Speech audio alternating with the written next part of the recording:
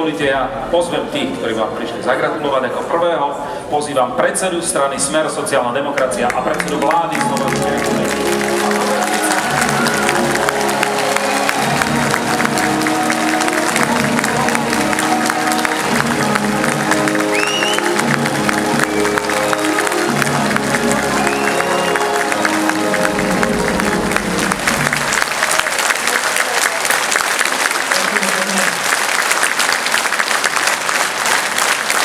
Vážené dámy, vážení páni, tlieskajte krásne, hlavne choďte voliť v sobotu, to je dôležité.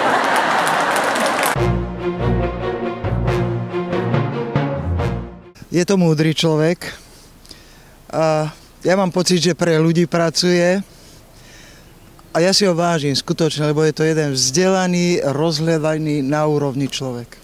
Sympatický fešák, pohodový. Čo obdivujem strašne, že z tú bolavú nohu môže chodiť, lebo ja mám po 4 operáciách a ho obdivujem velice a fandím mu velice. Je veľmi sympatický, je kreatívny a dá sa povedať, že veľmi ide s ľuďmi.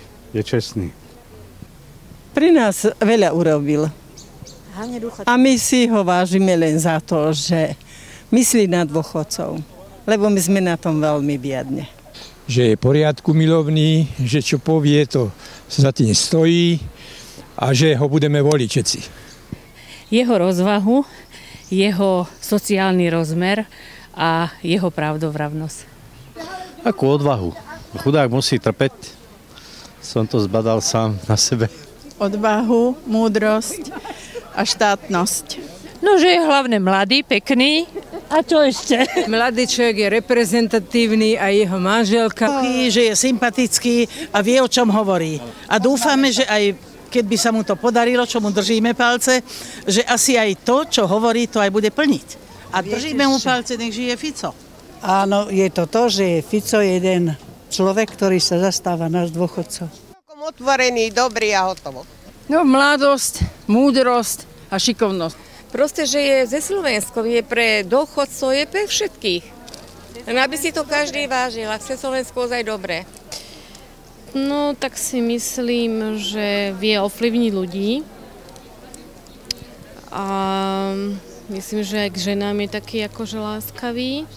A určite, že myslí na tých mladých, na tie školy a budúcnosť, určite, aby neišli do zahraničia, aby sme sa tu trošku mali lepšie ako doteraz. Čo sa nám na ňom páči? Páči sa jeho charakter nám, jeho úprimnosť, za to, že má ľudí rád, že je čestný človek.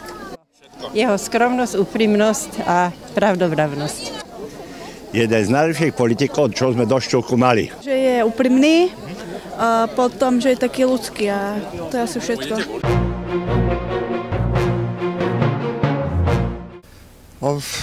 To vám nepoviem konkrétne, ale má vzťah k ľuďom. Tak myslím, že to, že môžu mladí ľudia robiť tí, ktorí chcú, tak to je jeho zásluha. A teda myslím zásluha všetkých, ktorí sú pri ňom. Dokázal vyviesť túto krajinu z tej nepríjemnej krízy. Takže čo urobil Robert Fico aj s vládou, predtým musíme dať klobúk dolu. Už my si tak nevieme zapamätať z tohto, ale myslím si, že sa snaží. Momentálne si nespomínam, ale je toho moc. Ja si myslím, že do politiky vniesol taký pocit slušnosti, tolerantnosti.